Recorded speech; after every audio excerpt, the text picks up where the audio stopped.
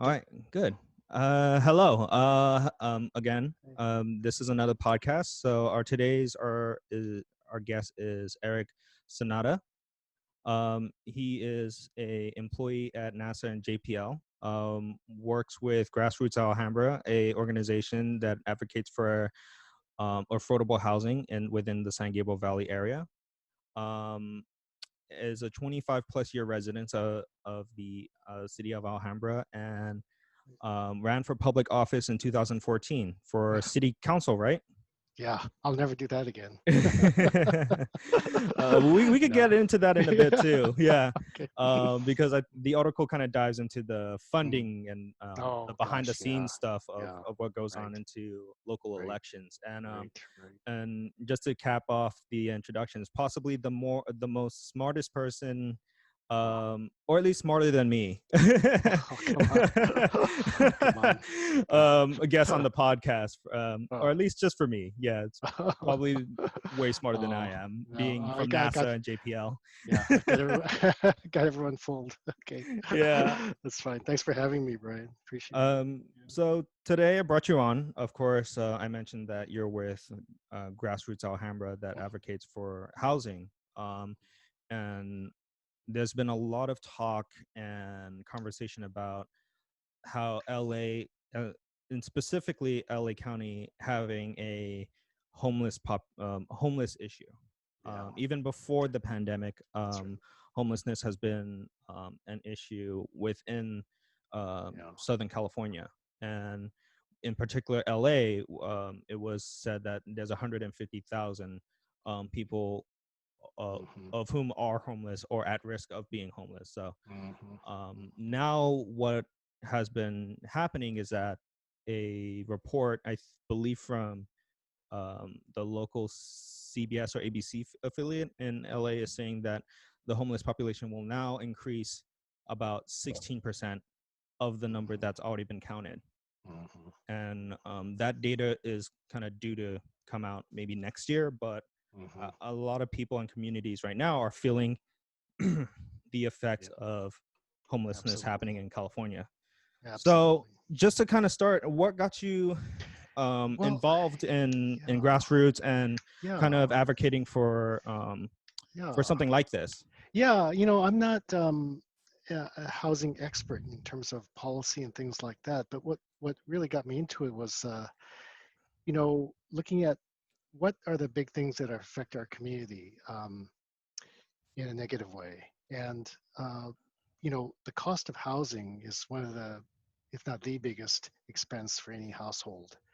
And I don't just see it as a problem, as a as a you know as a symptom.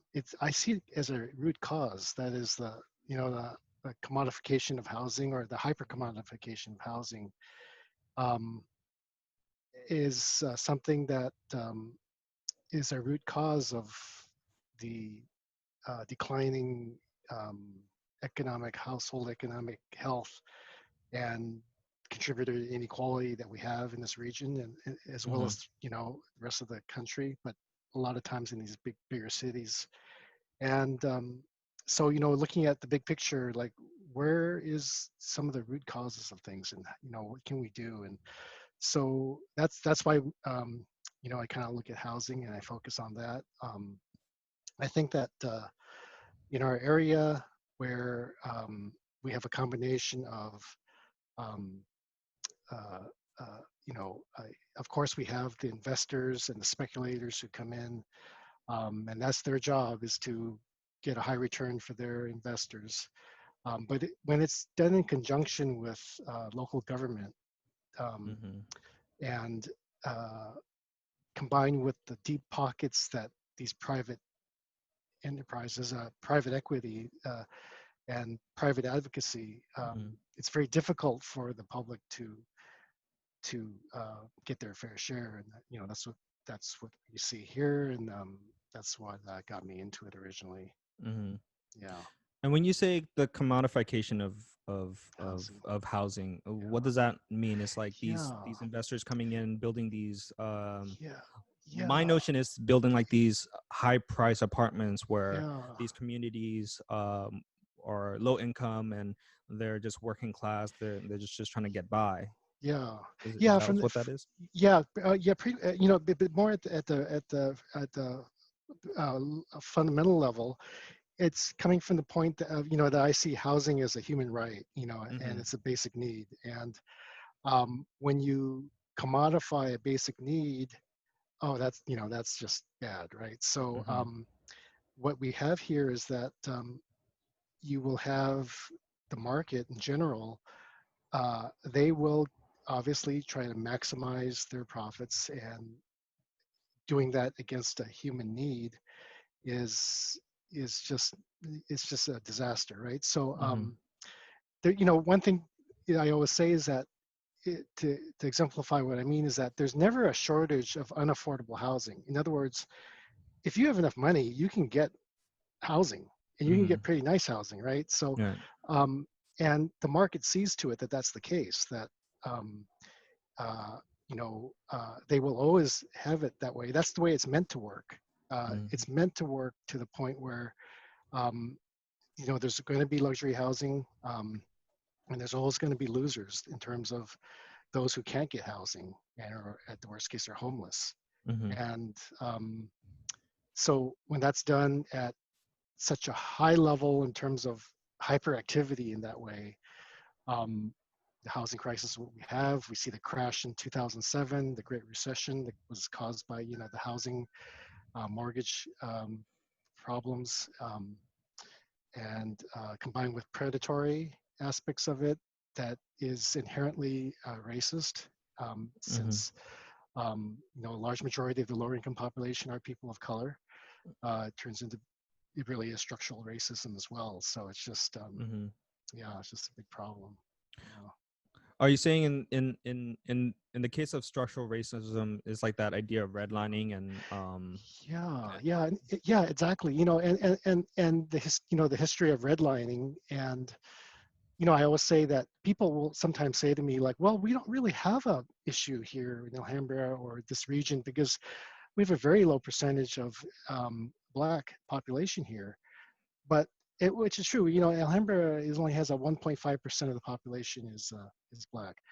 That is not an excuse to say that we don't have an issue here. In fact, that is more of the case, that in that the reason why that is because we were a part of that redlining, right? And Mhm. we had discriminatory practices that kept lower income people of color out of the city. And it means that we should be more introspective and looking at us with more concern rather than less.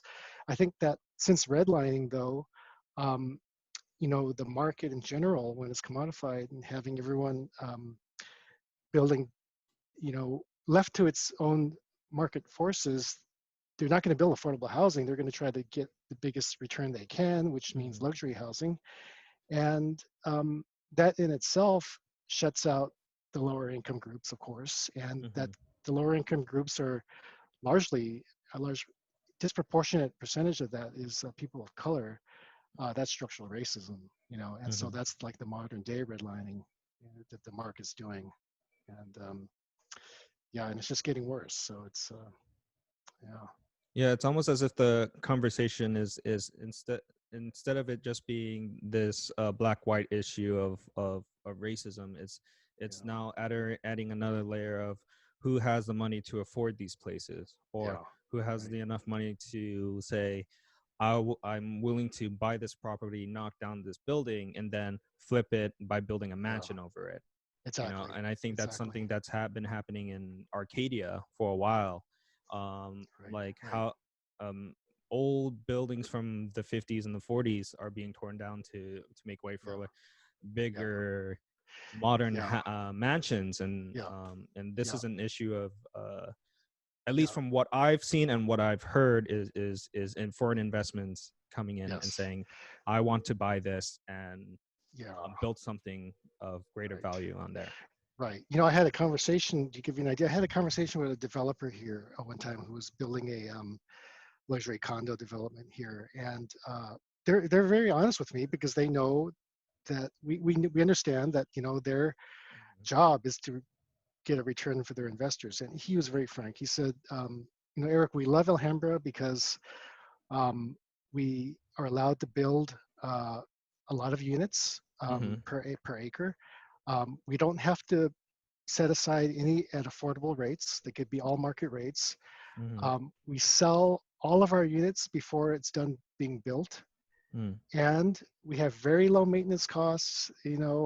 Association fees can be kept low because, to be honest, a lot of the apartments are dark, or the condos are dark, meaning that no one's living in them. People Mm. were parking their money there, using it for investment purposes, right? Mm-hmm. So, the idea that, again, you're using housing as a commodity to increase your wealth in terms of buying more than more house than you need to live in Mm-hmm. as an investment.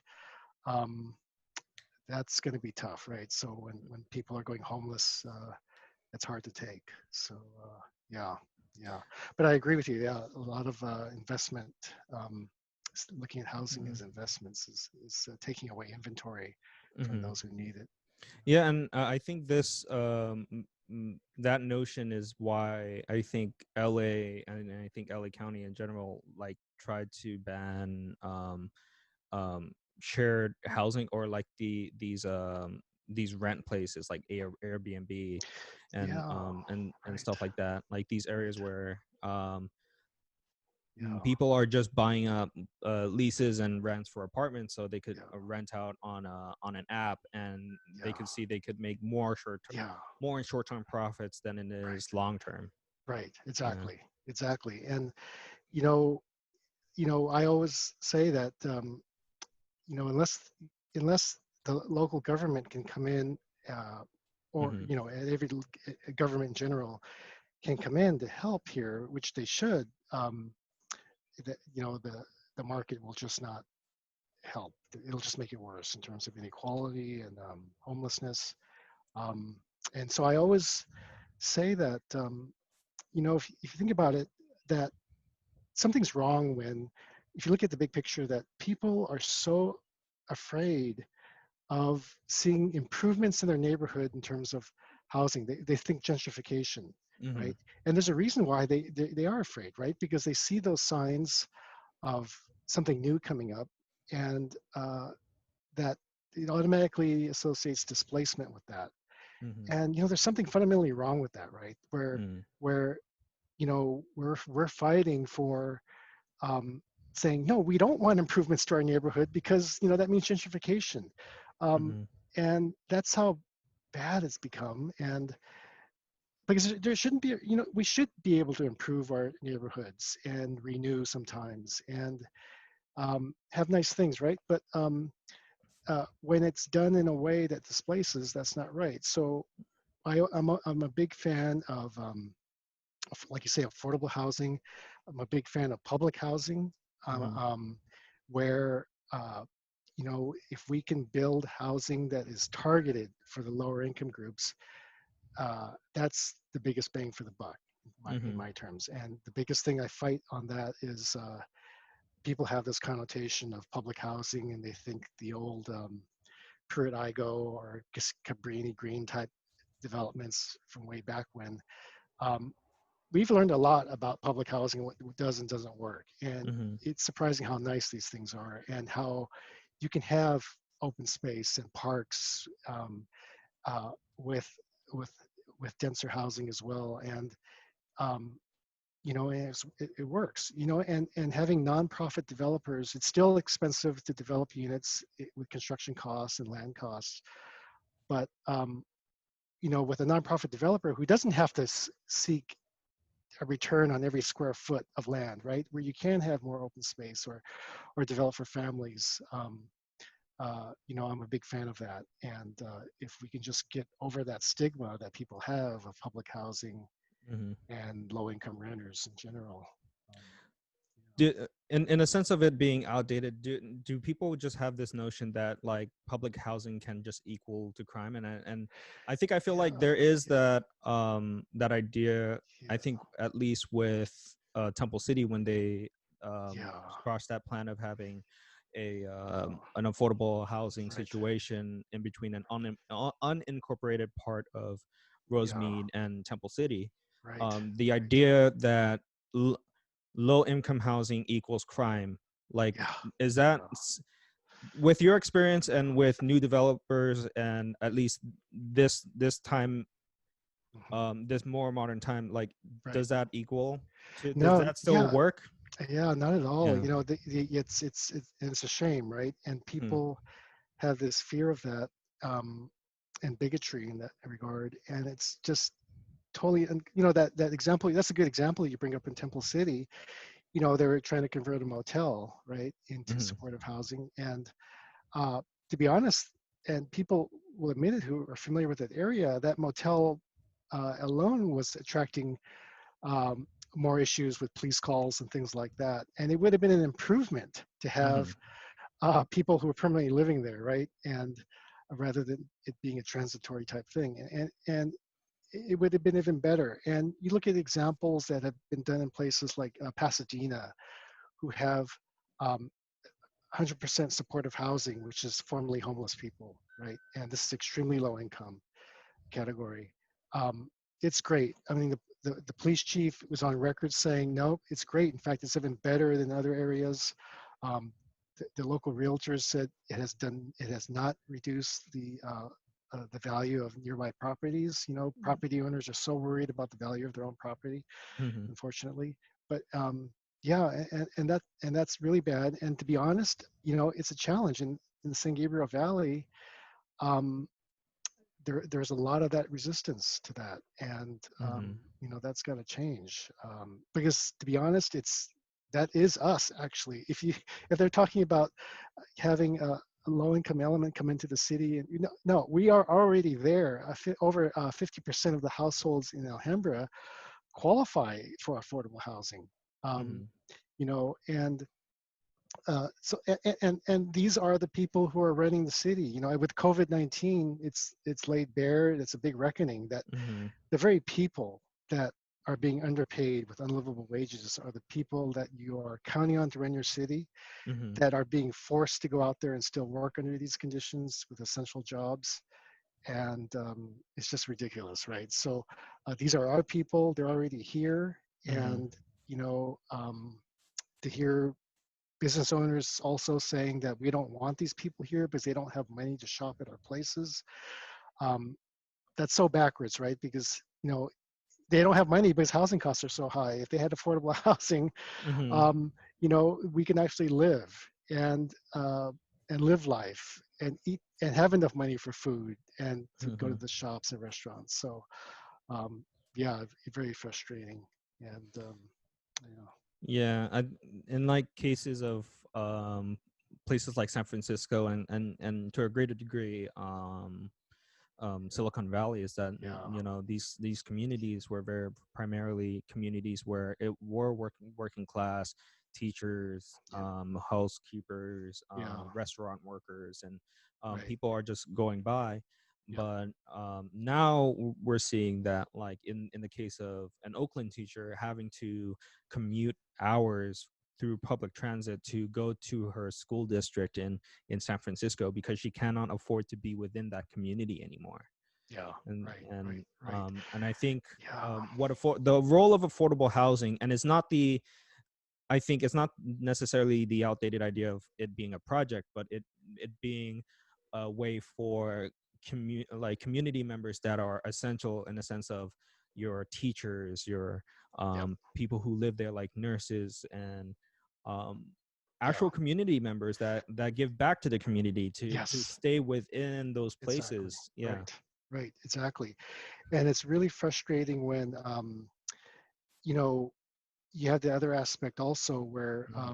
homeowners are just so protective of Hmm. their uh, house as an investment and the value of their house, where they are so resistant and so protectionist against anything that can bring their house value down.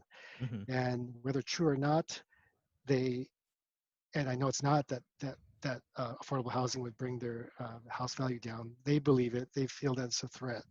Hmm. And you know, to do that to somebody, to say you can't live here because you may bring down the value of my house, which by the way, you've got tons of equity in already. Your wealth is extremely high. You've benefited from this.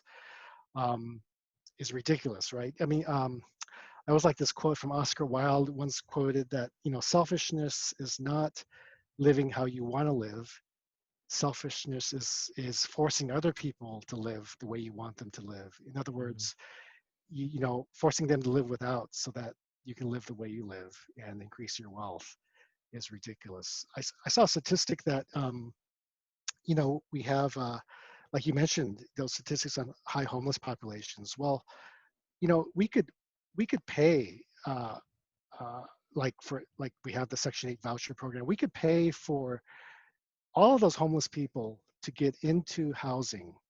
The government can pay for that at a fraction of the cost of the money that the mortgage interest deduction subsidy is for homeowners. The mortgage interest deduction that homeowners get to take on their mortgage interest, that subsidy that the government gives them is twice as much as it would take to house all the homeless people. So, um, it's again the lower income folks are getting the short end of the stick. Mm-hmm. And yeah, you mentioned the Bay Area up there, which is interesting. The Silicon Valley. Um, to I happen to know one of the mayors up there of Mountain View. At the time, he was Mayor Lenny Siegel, who told me that our problem is actually that we suffer from that we have too many good-paying jobs. Mm-hmm. And I said, what are you talking about? So, and what they're saying is that we've got uh, a lot of people who are making a lot of money, which brings in more people. Okay, so then you don't have enough housing stock. And their situation is a little bit different from here, right? So they Mm-hmm. have a lot of wealthy people who can't find housing. So you have what they call a YIMBY movement that got started up there, where it's a yes in my backyard, meaning build housing at all costs. I don't care about affordability necessarily, just build as many housing as you can, and inevitably you'll get so much supply that the demand will come down. Um, you know, to some extent, maybe that works when you have a lot of good paying jobs and people who can afford the high cost of housing. Mm-hmm. But I think that's a classist attitude when you try to bring that down here, where such a high percentage of our population is low income, right? And Mm-hmm. we don't have those good paying jobs. And in fact, the jobs we're creating pay unlivable wages, right? And to say that, we're going to just build our way out of this without accounting for affordable housing um, is wrong. It's not environmentally sustainable necessarily, but um, it's will result in displacement, um, Mm-hmm.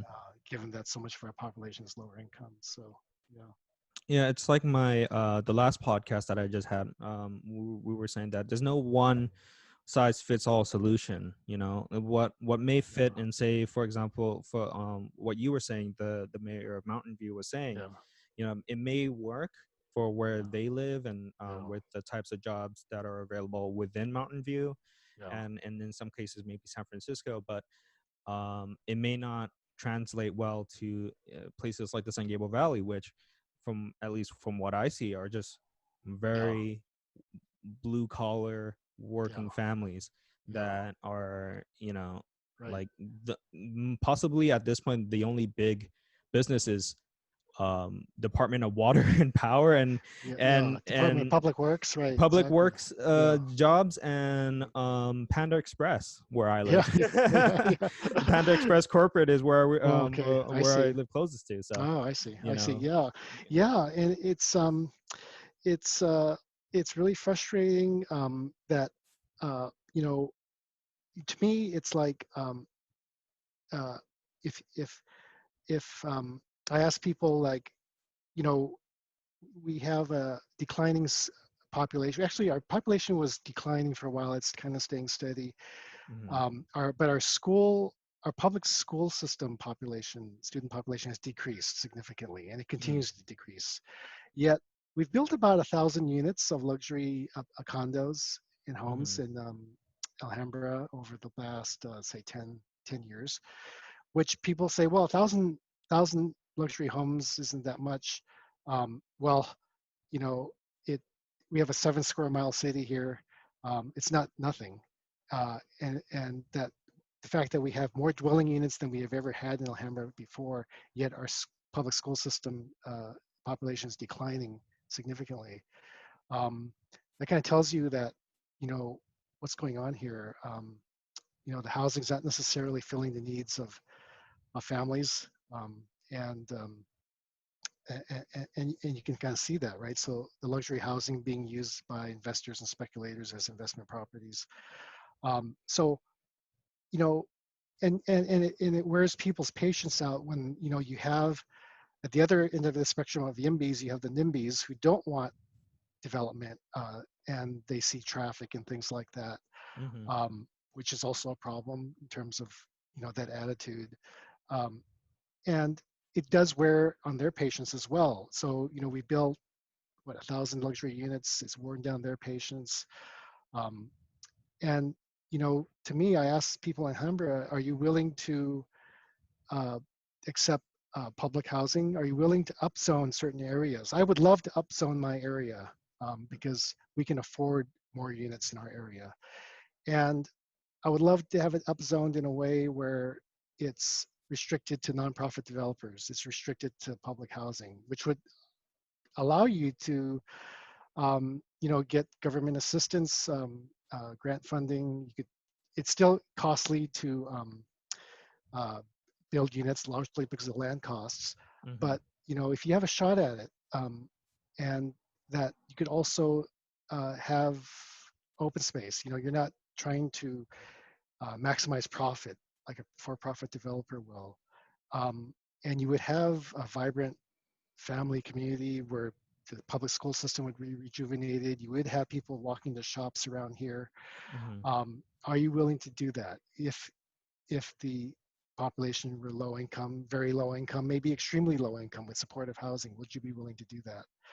And that's the big question, right? And to me, if people aren't willing to accept that, then it's going to have a tough time here, and not just Alhambra, but the region. So, Mm-hmm. you know, So, what what is the current conversation about public housing, or not just public housing, but affordable housing yeah, in the San Gabriel Valley? yeah, Do you feel like communities such as ours are open to it, or do you feel like there's resistance, in yeah, the temple cities yeah, and yeah, yeah, areas like yeah. that?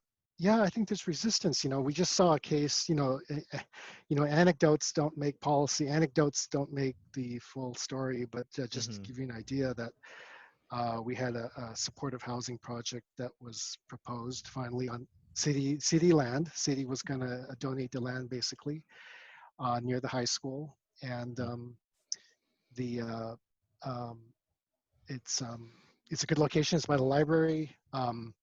Uh, it's near the bus stops. It's near the shops and restaurants. It's near a market, um, and there's a lot of opposition to it. And the opposition also included the Chamber of Commerce, the local businesses around there, who said that um, this would be taking up parking spaces that would take away from our shoppers, right? When the developer came back and said, no, we'll include more parking spaces if we build another floor, um, no, they wouldn't hear it, right? No, we don't want it. In fact, the president of the downtown business association actually said in the public testimony that, you know, these people don't belong here because they don't have money to shop. Um, again, that's crazy, right? That's yeah. Yeah, and it was also disappointing because, you know, we hear that some of the school administrators out of the school district administrators were questioning it as well. You know, Mm-hmm. again, I don't know if it's thoughts of public safety or what have you, but again, these are our people, and we're already here. We already have over 200 homeless students, effectively homeless students by the Mm-hmm. McCain-Vento Act standards, which doesn't necessarily mean they're sleeping on the streets, but they're precariously housed and they don't have a consistent roof over their heads, or they're Mm-hmm. couch surfing, things like that. So by that standard alone, we have over 200 students that would qualify for that. And those are our people, right? So it's like, this is, this is crazy. So I yeah, there's resistance. Um, I'm I'm actually, you know, and the fact that the disproportionate share of the people who would qualify for this housing are people of color, you know, that's modern day redlining also, right? So that's so wrong. And yeah, I'm so sick of it.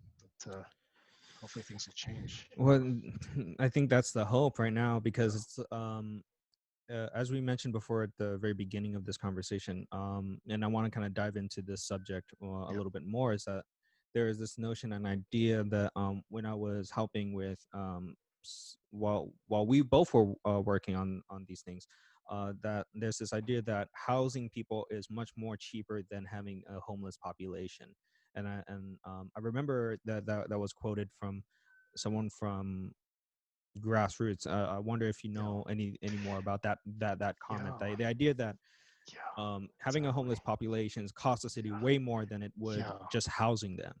yeah. Thanks for bringing that up. Exactly. You know, because you think without housing, Hmm. you know, it's so difficult. I mean, that's a human need, right? Shelter. It's so difficult to hold down a job. It's so difficult to raise a family. It's so difficult to maintain your health. The costs that you have on that, you know, that you know, and they can't even get enough support. Let alone when they do get support, it's not enough. But the cost that that takes, with the lack of housing, the need for medical care, mental, you know, physical and mental care, and subsidies because they can't hold down a job. Uh, that adds up to far more than it would take to actually get them housed. Exactly, and it's a shame. Um, and you know, and it's people have to, you know, I always say that you know, people have this old trope that, well, they make their own bad decisions and that's why they're in there. Oh, come on, you know, I'm so sick of that. We, a lot of us are, you know, one uh, car problem away from having trouble. Hmm. And once you get suffer from a scarcity of time, I tell people, you know, when was it the last time, you know, you had made a bad decision? I bet it was when you didn't have enough time to consider it, you know, Hmm. and we all make bad decisions. And when you suffer from scarcity, whether it's scarcity of time or money or, you know, or housing, especially, uh, yeah, it's difficult. And, you know, just trying to get ready for a job interview is a big deal. You can't shower, you can't, you know, Hmm. it's just ridiculous. So, yeah, And what you mentioned there is that it's like a no fault of your own yeah, conversation. It's like right. the way our system has been kind of has been set up, like where our medical insurance is through the places we Yeah, work at, yeah, or our rent is so high to the point that if something were to happen, yeah, such as coronavirus, it's like we see the the fragileness of our system laid that's bare, yes, and we could see and point now it's like, oh, maybe we should like try to figure out how to yeah, fix this notion of housing and low income yeah, housing while yeah, we're in a pandemic. And yeah, in the case of healthcare, it's like, why is it that we tie healthcare to a place of occupation, and right, then if something were to happen where you can't work anymore and right, there's a global pandemic, you don't have medical insurance anymore. yeah, So how does yeah. that help? Yeah, exactly, exactly, and exactly, it's laid bare. It's a big reckoning, right, on Mhm. society and what's happening, and it's just um, so heartbreaking to see that the essential workers, um, who are the lowest paid, the most vulnerable, Mhm. are even being made to be put in a worse position by having to be forced out there because you know they have to be because they don't have the health insurance or they're threatened to be losing it or they're um, that they would be threatened to lose their job as in the food industry or service industries and yeah it's just terrible and hopefully people have a better appreciation for our, our essential workers, Mm-hmm. and the fact that they aren't getting paid a livable wage. Something can be said when uh, people were collecting unemployment during this time, um, who were collecting more in unemployment than they were getting paid, right? And Mm-hmm. so, um, and that just goes to show you that what they were getting paid was not a livable wage, obviously, Right. and yet they're made forced to make a choice whether, if you don't go back, in which case you'll have to give up your unemployment, take a pay cut to go back to your regular job, and if you don't do that, you're going to lose your job, and Mm-hmm. that's that's a tough spot to be in, and it's ridiculous, and yeah, so yeah, So in these cases where um, I think we're gonna go more into a COVID-19 yeah, conversation, but yeah, right, I think when you say we're being having to deal with a reckoning of housing, I think right now yeah, I just heard that a local CBS affiliate in San Francisco is saying that more people are just choosing just to move out than and break their yeah, leases yeah, there's this idea that there's just a mass exodus in San Francisco yeah, where yeah, people are just exactly, leaving in mass exactly, and saying like, yeah, listen, we don't have work anymore. yeah, We had the options now are gone. yeah, What yeah, do you believe in your opinion will happen at that point? yeah, Now you end up with more housing stock than you would have, right? The yeah, jobs that people thought were gonna stay there are gone essentially yeah, through a yeah, pandemic. yeah, And what does that mean for yeah, say for the homeless population? Will the housing market be the same when we come out of this, or yeah, do you feel yeah, that there's going to be a fundamental change of how we do work yeah, and how we live? yeah, and I don't see a change unless we have big structural changes in Mm, terms of, you know public housing, government intervention, mhm, is needed. Without that, I don't see a fundamental change, and the market would rather, as we're seeing now, as I mentioned, there's never a shortage of unaffordable housing because the market sees to it that they would rather keep places vacant and keep mhm, prices up than to actually put the housing to what it's meant to be, to be housing people. A classic example was when that picture of, like in Las Vegas, right? You have people sleeping outside in in a parking lot where they have staked out areas drawn in chalk to keep people mhm. 6 feet apart. Sleeping in the parking lot, and in the background you see all those huge hotels that are vacant, right? And Yeah, that was what Crystal Bells is or that what it was? Is that what yeah she did? Okay, yeah she retweeted that saying okay, and in her Twitter it yeah, says that this is happening in Las Vegas, but the hotels are vacant. yeah, yeah, Yeah. right, right. And so, um, so yeah, so I don't see that. I see uh, that they'll unless we have our local officials, and and it's not even asking for our local officials to be courage. It's just asking them to be a decent human being and to Mhm. do the right thing here, right? And yeah, it's crazy. I don't know, but one thing about the geography that you mentioned about people leaving the city, and you know once one thing that would help a little bit, so when you have these companies that allow their employees to telecommute, I think Facebook and Twitter Mhm. said that it's not just temporary, it's permanent. You can work remotely, Yeah. and if they can remove the geographic aspect of housing, that allows people to move to other places previously considered the outskirts because it wasn't co-located with their job, and to find more affordable housing that way. So, Mhm. so that's an interesting dynamic that we'll see what happens there.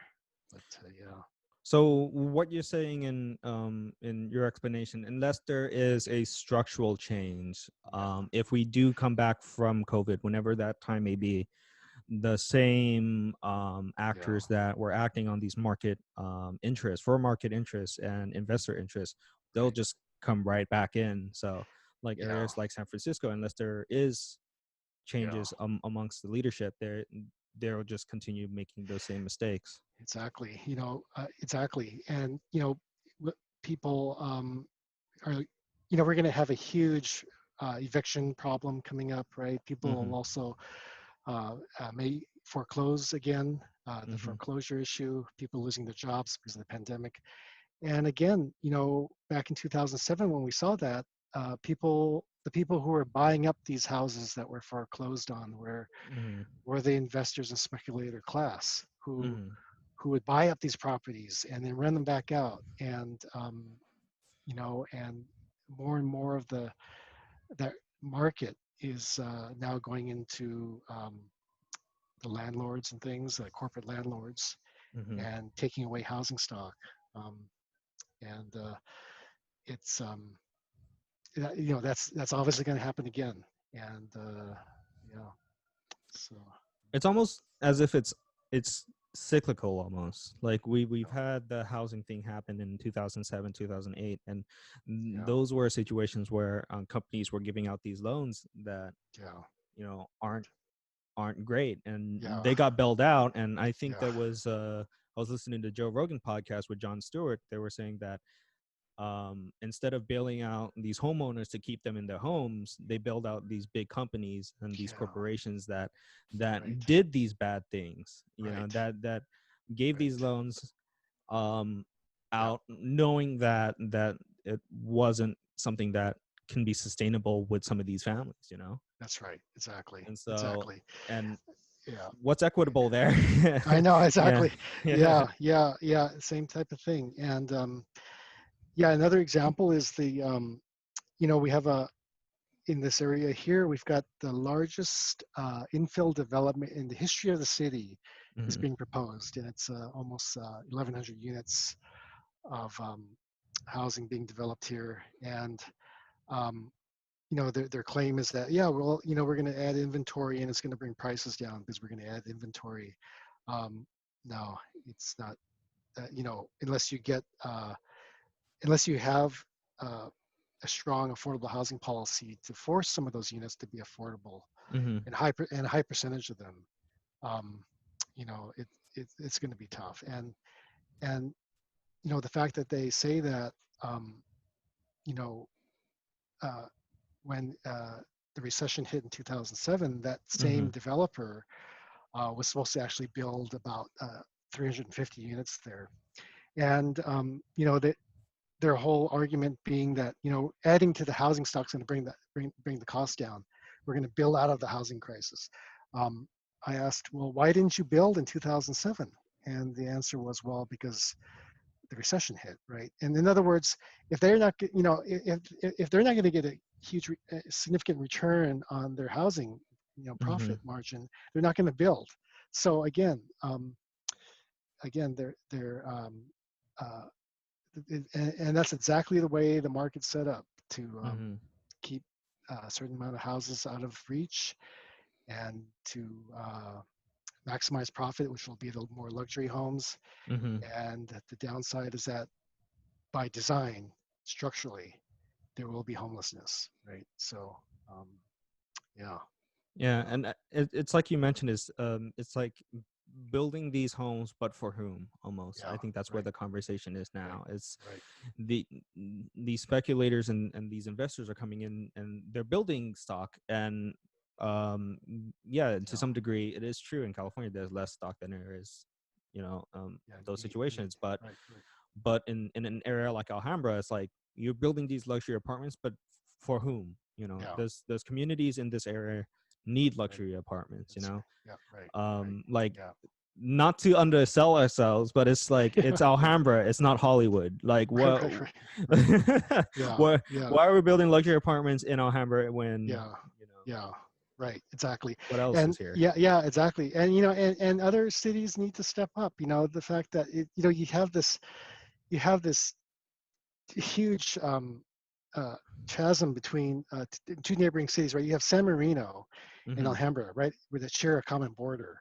And on one side, you have, uh, you know, very high income, But that doesn't necessarily mean that they shouldn't build affordable units in their area to allow, um, integration of different classes, and by and also that means by people of color as well.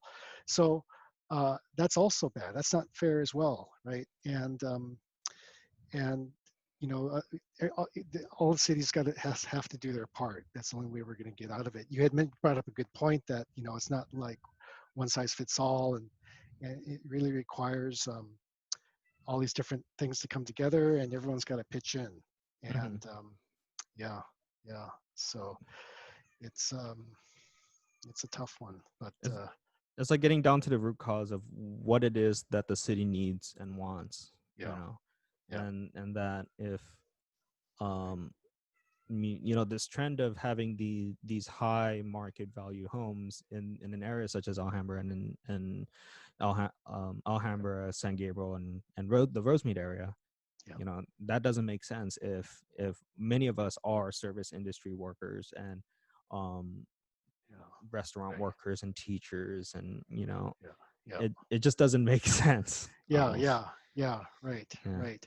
Yeah, and you know, I, the city itself that values property, with with whether it's the homeowner who's so worried about their property value, or the real estate industry that's just always trying to, bump up. It's in their interest to bump up prices, Mm-hmm. and if you're so worried about the value of property over people, I say it's not sustainable. Mm-hmm. And unless your whole goal of a city is to be, like I say, the shopping mecca for more affluent areas, right? Mm-hmm. And yeah, so um, I get upset at people like in San Marino who are complaining about Alhambra, saying, "Oh, you've got a lot of traffic and things like that, or that's affecting our city," and yet they're all too happy to use our roads to go to Costco, right, to do their shopping and things like that. Yeah, So, that's true. yeah, yeah, Yeah. um, yeah. So, yeah, I don't know. I think that going back to the thing where where a city that values property over people is unsustainable. That's one thing I wanted to bring up, is that Mm-hmm. you know it's so backwards here in that we we will, and I've said this before many times, that we're so gaslit here. We've been gaslighted to think that this is normal, but Mm-hmm. uh, when we see that, my gosh, we have a huge need for affordable housing, um, yet uh, the real estate speculator, uh, in conjunction with local government, and the deep pockets that they have to do private advocacy and um, advertising and gaslighting. And Mm-hmm. we're at the point where, um, what's going on here? And an example is that, when we actually have official local government being proud of the fact that they do broken windows enforcement on properties, uh, to keep real estate happy, that the facade looks nice, and prices go up so that um, their commissions will increase because they're trying to sell a property nearby. Mm-hmm. um, and we all want nice neighborhoods and things, but when you do that with um, grant money that's meant to help the lower income population, the federal HUD grant money that we get being used and Mm-hmm. diverted for that broken windows enforcement, that is, what is that? And Mm-hmm. people don't blink an eye, and it's accepted. And um, you know um, I don't know, it's like you say, and the shame of it is that people say, well, what can we do? It's the way it structurally is. Well, um, in some regards, uh, local government has the most power to actually enact things. It's where the Mm-hmm. rubber meets the road, right? And you could actually change things like that. You could actually get things implemented. um, and and people need to wake up, and to push back on this, because it's not sustainable. Mm-hmm. That being said, and you mentioned the role of local government. Where do you feel that leaders need to step up? Is it on a city, state, or on a federal Yeah, level? Like, yeah, does this need to be a federal conversation, or should we focus this in on very yeah, local and city yeah. governments? Yeah. I definitely think it's all levels. Especially Mm-hmm. in the time of COVID. We definitely need that federal assistance right now. Mm-hmm. No doubt about it. State and cities can only do so much, but at the same time, cities have to do what they can do, and especially during COVID, they need to enact moratoriums on rent collection, moratoriums on evictions, and it Mm-hmm. has to be extended because a calamity is about to happen, right? When those moratoriums expire, it's going to be devastating. Mm-hmm. Local government needs to extend those moratoriums to protect people. Now, granted, you know, uh, property owners, landlords, they need to get paid too. We have a lot of mom and pop landlords, Mm-hmm. and they need that assistance coming from the higher levels of government. So they need to do their part as well. But aside from COVID, even before then, I think the biggest thing is that, especially in our area, where they are not allowing public participation, and um, participatory planning, both in terms of development as well as setting the budget, um, is key. Mm-hmm. It's fundamental. And uh, when you have uh, that being thwarted, it's not even just ignored, it's actually being thwarted. And instead, planning and budget setting is being done with special interests, um, whether it's the real estate industry or police unions, things like that. Mm-hmm. Um, it's just going to lead to uh, subsidizing a different class of people, and it's not the people who need help the most. It's not. It's further marginalizing the general population, um, and that's one thing that we. I'm just digressing a little bit, but that's one thing about our voting system here is structurally uh, a problem where um, it it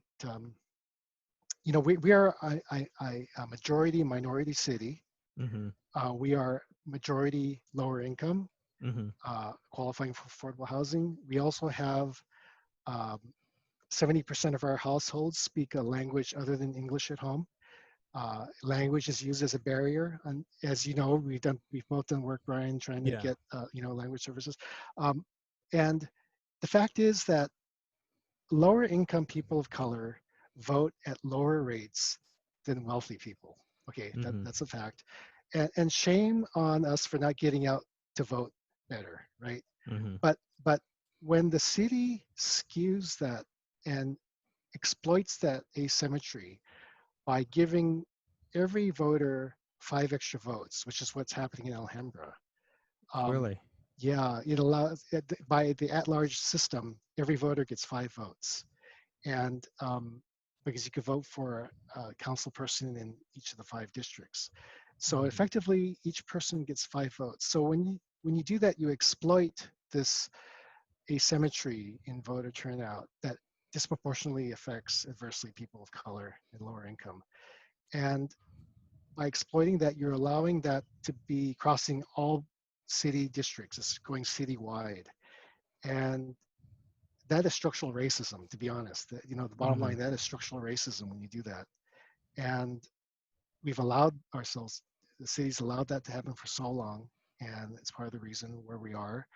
And we have a ballot initiative that's going to be on the 2020 ballot in November, um, to for a vote that Mm-hmm. let's abolish that, right? The one vote, one person, right? So Mm-hmm. um, and each vote is precious, and one is not more important than the other.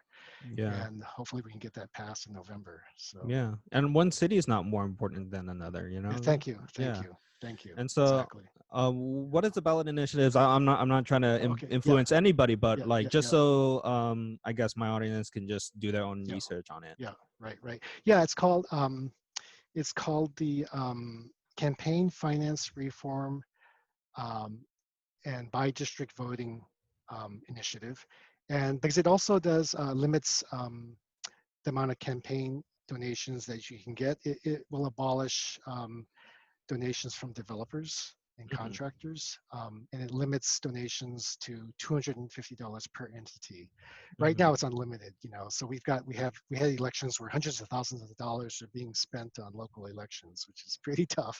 Yeah. And yeah, so that's, and it also goes to by district elections, which means, one person, one vote, Hmm. each vote precious, one not more important than the other. So um, yeah, so if you can Google it, and it's out there, and there's a website that explains it, and yeah, I'll just so go ahead and link that in the right description. on. Thank you, thank Um, you. so the when you're talking about the election process, it reminded me Yeah. of the article that I found on, I think, Colorado Okay. Boulevard, where Okay. they talked about your campaign and how the Oh yeah. differences between what happened to Yeah. you in 2014 and your opponent that had Yeah. donation and funding through Yeah. these Yeah. super, I wouldn't say super PACs, but like these Yeah. organizations that would give Yeah. them thousands upon thousands of dollars Yeah. for Right. their campaign versus Yeah. yours being a very grassroots effort. Yeah. Yeah. Yeah. Thanks for asking about. Yeah. So yeah, painful memories, right? But but yeah, so in 2014, yeah, we Alhambra has a history of having uncontested elections. Hmm. People, the incumbents would go unopposed many Hmm. times, and the rationale for the incumbents when asked by press was that, well, it means that everyone's happy. There's no reason for elections to take place because everyone's happy. Hmm. And we knew that wasn't true. It's more the case where people are disenfranchised and unaware and kept away from knowing what's happening. Hmm. And in 2010, a project from USC Annenberg School of Communication, in conjunction with the USC School of Journalism, recognized that, and recognized that language, a large non-English speaking population, no local press, recognized that, and they came in with a project called the Alhambra Source Project, and to bring a free press at the hyperlocal level, Hmm. um, and to help people communicate, right? Hmm. And at the same time, we're trying to get more civic engagement, trying to do education to give people the confidence and courage to speak, clearly for themselves at council meetings, to speak up. And when this race in 2014 that came up was going to go unopposed, it was going to go unopposed. And I said, oh, and so I decided to throw my hat in the ring, figuring that there's not going to be a chance that we're going to get Hmm. close, but at least just give people a choice, and at least we would have a place, a voice, to give, and a platform. And so myself, my wife, and a couple friends, we just sat around the table and say, let's go ahead and do it. And um, long story short, uh, we got close, and we don't have money, we're not going to spend a lot of money, um, but we had a lot of people who felt that they were disenfranchised, and some of the things we were saying made sense. Hmm. The fact that Alhambra Source was coming in and creating a space for discourse and conversation, um, more and more people were helping our campaign. I was really proud that with $5, $10 donations, we were able to raise, like, I think 6,000, which is a good amount of money when you talk about Hmm. $5 donations. Um, and it got to the point where we had so many people coming to our meetings and campaign meetings that we owed it to the people to give it a good try, right? So we Hmm. put in our own money to buy lawn signs, and we couldn't keep up with the lawn signs and things, but we put as much money as we could into it. Hmm.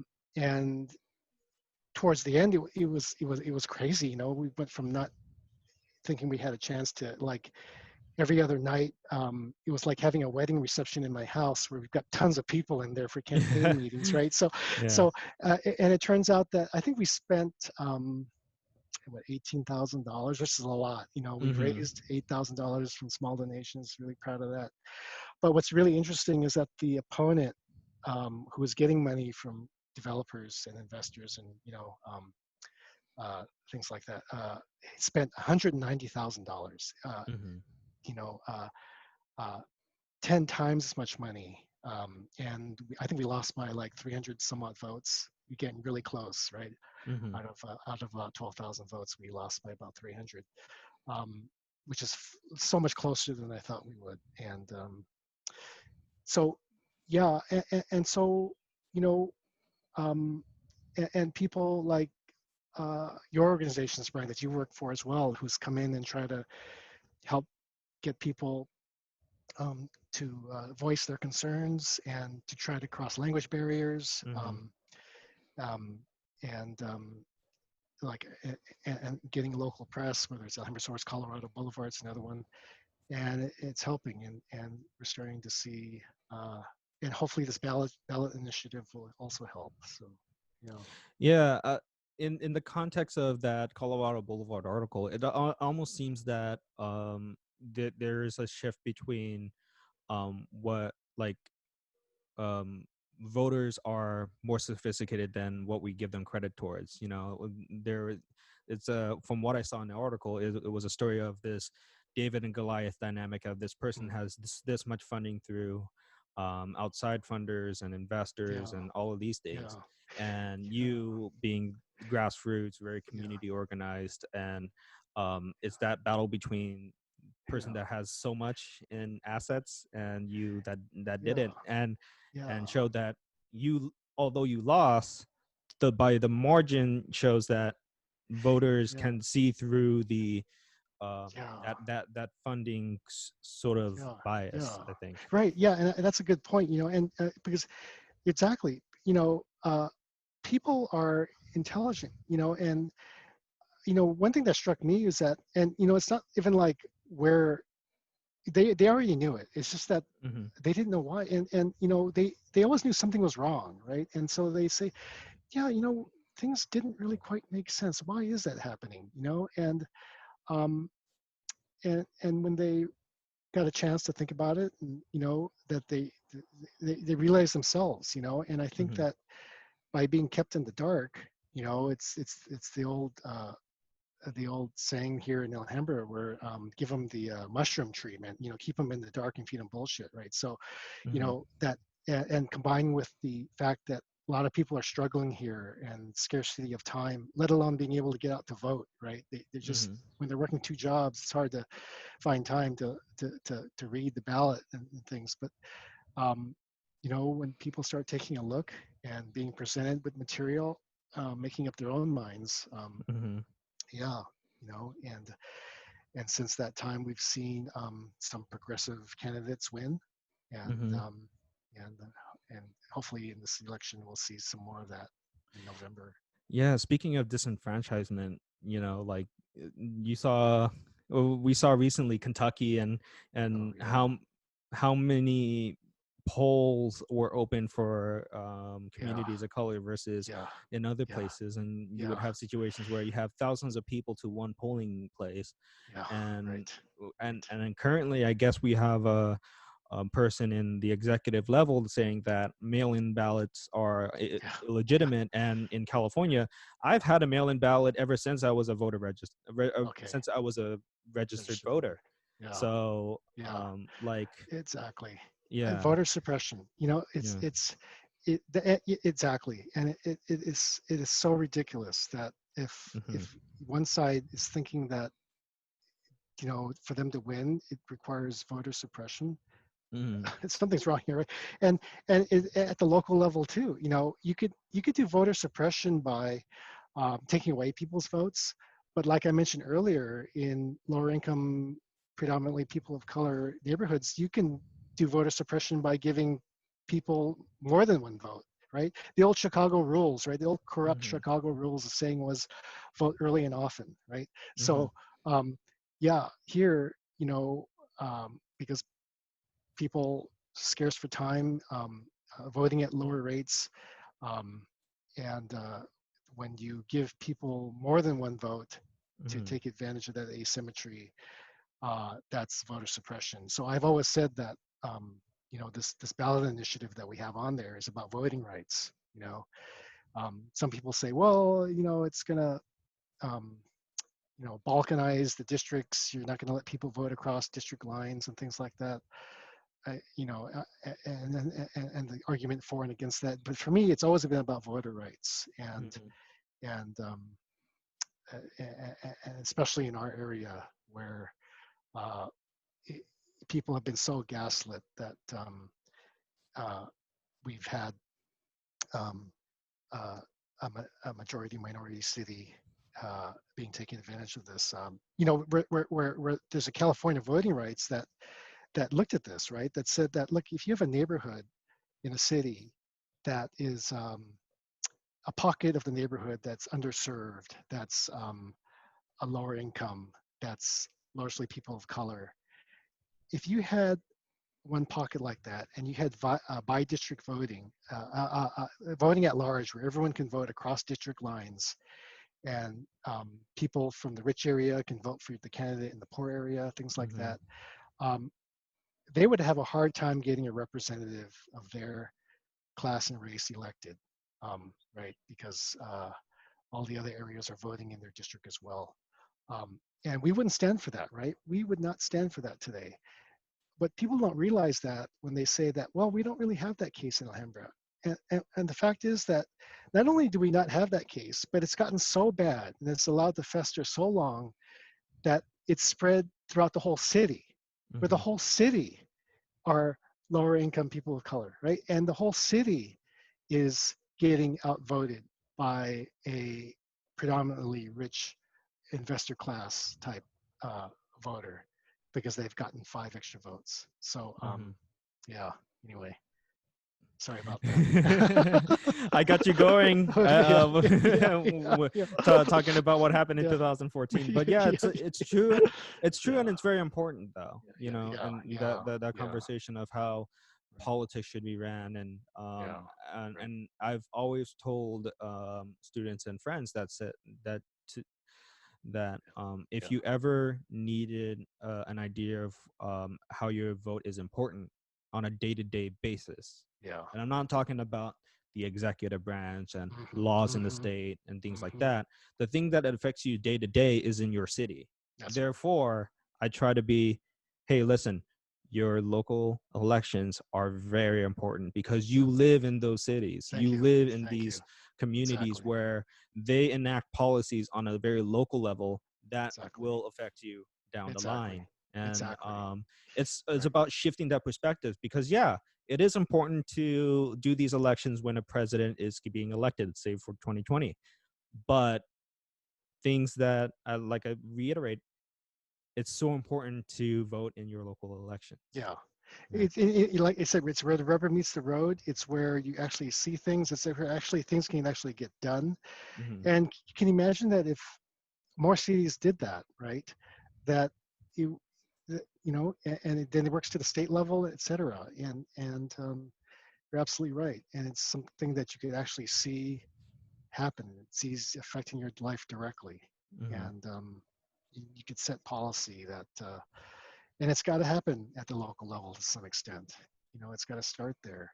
Mm-hmm. And, I see too many politicians politicos that are just, uh, gosh, largely doing things that are performative, and uh, it's got to change. So, Yeah, speaking of performative, I had this thing with Dominic from our mm, podcast when we did that, when we were talking about the whole with the Black Lives Matter movement. And yeah, yeah, um we have these leaders and these corporations and these companies still in the performative aspects of these absolutely. things, like Absolutely. um someone on the Hill, of which is one of the news networks I follow, like they're saying that HBO got rid of Gone with the Wind.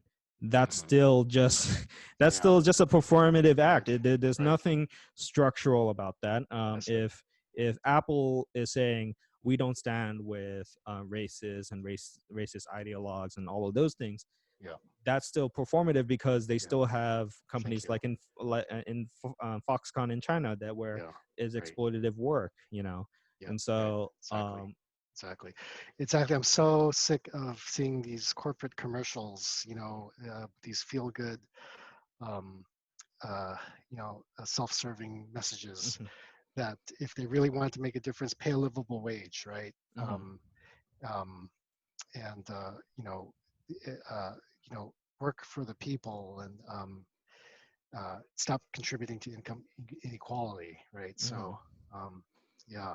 And we need some brave leaders. And mhm. well, I take that back. It's not even brave. It's just being a decent human being, right, and doing the right thing. And I'm so sick of this performative nature, and people really need to start stepping up here and changing. So Yeah, yeah. And I just that image of the Democratic leaders just like kneeling, but with yeah, African right. kente Yeah, cloths, and kente I'm just cloth. like, Yeah, yeah, okay. yeah. Right. I tend to vote very liberal and stuff like that, but I could call Yeah, this out as like this is a little much. It's yeah, like, why are you doing this yeah, performative thing on top of introducing this bill on police reform? yeah. Like just Right, right. introduce the bill. You don't Exactly, need this extra fluff exactly. of, oh, we want to make this statement or this Yeah, image of us doing yeah. something right. Right, Just do the exactly. thing. Yeah. Yeah, yeah, and you're exactly, and it's good. It's self introspection is good as well, but Hmm. damn it, let's actually do something, right? Hmm.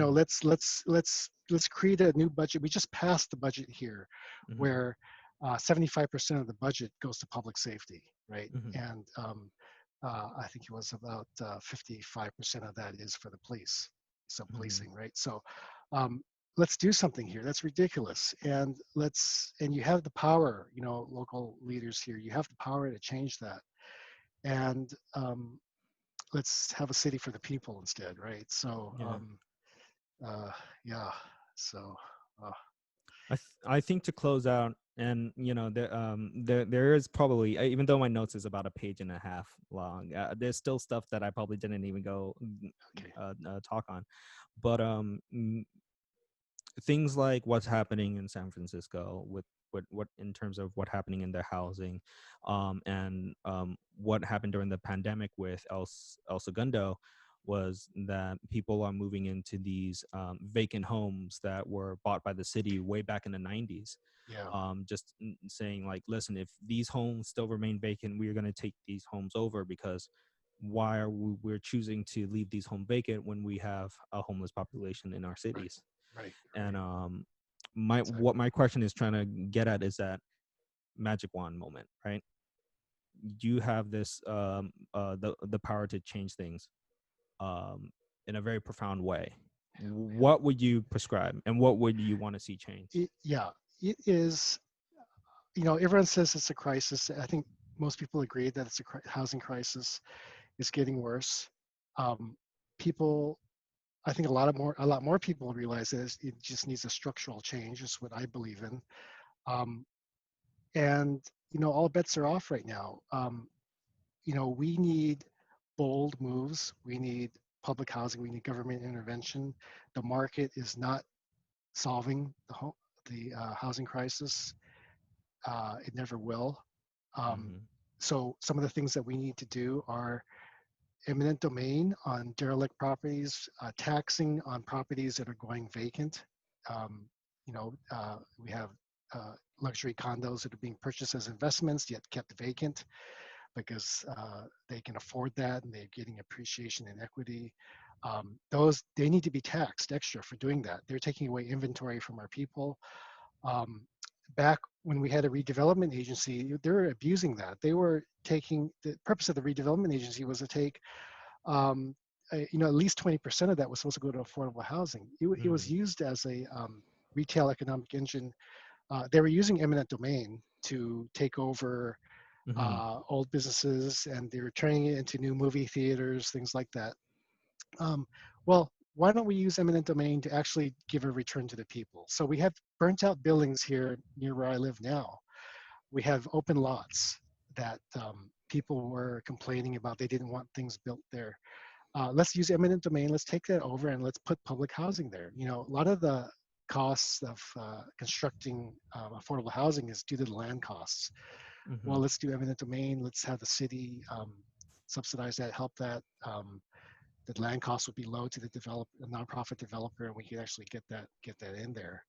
You know, those types of bold moves are needed, um, and that would bring in people who would have um, income to actually live for a change. Mm-hmm. You know, they wouldn't all be going to housing, and they could actually patronize the businesses that the city relies on for their tax revenue, um, and help our schools get their enrollment back up again, Mm-hmm. um, and you know, and create that community fabric that's been deteriorating over the years. So yeah, yeah, Yeah.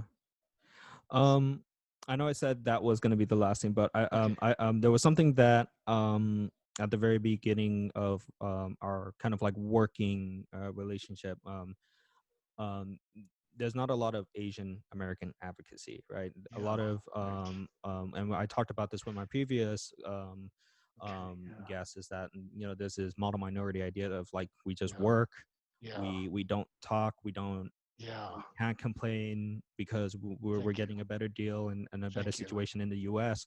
thank you, And therefore we shouldn't bite the hand that's feeding us. thank you. Yeah, yeah, Um, m- yeah, we could dive deeper into yeah, this on a future podcast, but yeah, I want to right. ask you what inspire you as an Asian American to go out there and to advocate Yeah, and to do yeah. these things that are not necessarily this idea of this model minority of staying Yeah, quiet. yeah, yeah, yeah, yeah. Thanks for that. You know, yeah, this model minority bullshit where it's just and where Asians have allowed themselves to be used, you know, to keep other people of color down Hmm. by being touted as a model minority, and that just aggravates me beyond belief. You know, and you know, the racism that and some of the Asians Americans are getting a wake up call now because with COVID-19, um, they bought into it.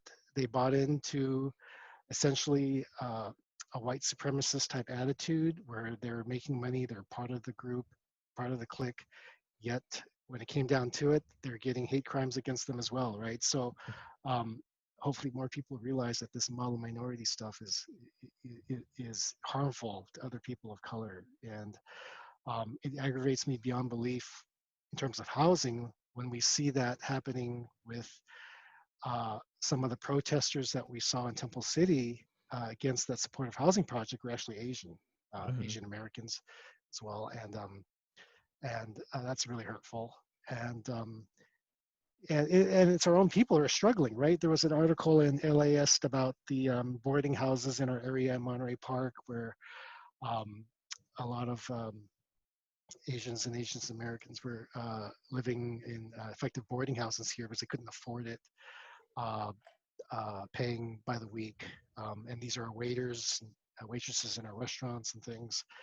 And uh, and they're just we're just hurting ourselves when we do that. And it's just you know, we've got to change that. Hmm. And you know, you and I were both working in that regard to try to fight against that, and we've got a ways to go.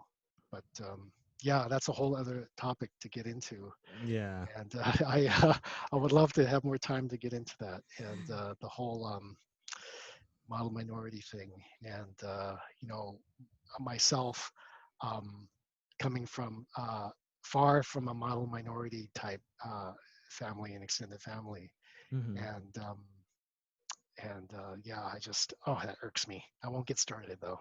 Yeah. Another time. Yeah, Yeah, I feel like yeah, that this yeah, this as many of my guests are on this podcast is deserves a part two yeah, in the yeah, future. Yeah, yeah, yeah, because I just wanted to kind of highlight, there are the yeah, different types of people, and like those of whom that are against the notion and grain that we have to be the quiet Asian class that doesn't Right. rock the boat or don't talk about things that are very political, you know. Oh yeah, yeah, yeah. Exactly. Good point. You know, and yeah, exactly. And having yeah, a more representative government, right? We're about 60% Asian American here in Alhambra, you Hmm. know, and it's not reflected, and the the race and class of that is not reflected in local government. And um, exactly, you know, having that stereotype of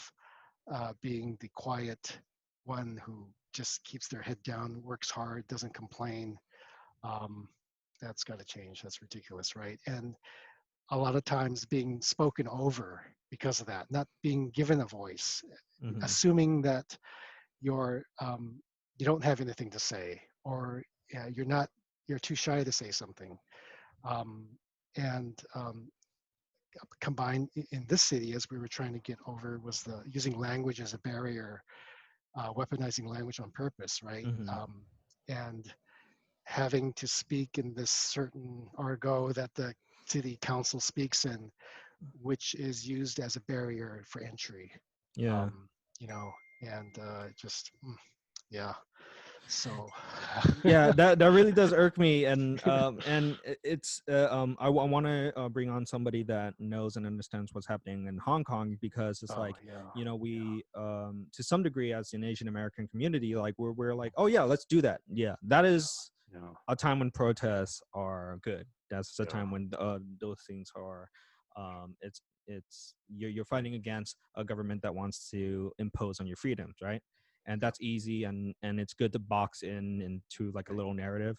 Yeah, But but if yeah, something like Asian Americans for Black Lives, then it becomes yes, this whole contentious conversation within the Asian American community. It's like, do we even support this? Or, you know, there's yeah, conversations yeah, of like, well, this is a Black issue, not an Asian issue. And yeah, yeah, what I'm hearing yeah. from some people, they're just flat out saying those things, you know, I see. Yeah, like, yeah, and saying like, why is it that Hong Kong can have protests against police brutality, yet if it's happening here in the States, we're quiet.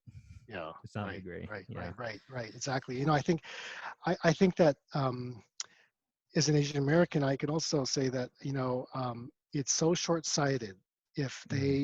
if we are to not support our Black brothers and sisters. It's so ridiculous, right? That we're all in this together, and if we think that uh, you know, that we're accepted and that we should be accepted as part of this white supremacist type thinking, white class and privilege, uh, has a big wake up call coming. And it's Hmm. also the fact that we need to stick together and fight for a common cause in terms of economic equality. Also, I Hmm. think there's a lot of groups here that upset me that they're very socially inclusive, you know, cliques, but they're not necessarily fighting for economic equality as well. And unless you do both, it's effectively saying that you're going to uh, uh, uh, um, spread inequality evenly, or it's just, as one person said, it's like effectively you're just getting a room on a higher floor of a sinking ship, right? So Hmm. we have to stick together here. You know, I'm not saying it's just all about class. It's not all about race. It's both, and I think that's where we get a lot of resistance. When we start talking about social inclusion, yes, that's definitely something that should happen. When we talk about also bringing with that economic equality, which will help especially people of color, Hmm. that's where a lot of so-called friends before start getting threatened because it's threatening their bottom line, right? So, Yeah. um, yeah. So, yeah. Yeah, I think this is a good place to kind of Okay. to kind of finish this. I don't know Yeah. if Yeah. you ever had a podcast experience Yeah. before this, but No, it's great. I really want to thank you, Bryan. You know, we've worked together on some things before, and I really mhm. appreciate it. And it's really, I haven't spoken to you in a while, so it's really great. And so thank you for having me on. It's really great questions, and thank you. Appreciate it. is there any way that audience can still follow you on social media, or do you Uh, want to plug anything yeah, that you're currently doing right uh, now? yeah. Other than that we have that ballot initiative. You could look it up. Campaign finance reform and by district elections in Alhambra. And Mm-hmm. I yeah, I actually have a small nonprofit called San Gabriel Valley Oversight Group, which is solely a social environmental justice group Mm-hmm. that was started in 2006 or seven. Um, so that's been going for a while, and it's Mm-hmm. very small. It's effectively it's not much more than a laptop and a letterhead, I say, but Mm-hmm. just trying to help where we can, and Mm-hmm. yeah. So All right. thank you, I'll thanks a try to lot. link all of that. How your social media, or do you have Twitter, Facebook? Twitter and Facebook. Yeah, I'm mixed feelings about social media these days, That's but true. yeah, but I'm on it, yeah, and Hmm. yeah, So so it's Eric for Alhambra, I believe, right? yeah, Eric for Alhambra. All That's right. right. That's right. Thank you. I Yeah. And appreciate it. thank Yeah, you for being part of our podcast. thank you. That's great. Thank you, audience, for watching, and I hope you like this. And then subscribe to everything I do on this YouTube channel, including my anime stuff. Right on. Right on. So we'll see you in the next time. Thanks. Okay. Thank you, Brian. See you. Bye. Bye. Bye.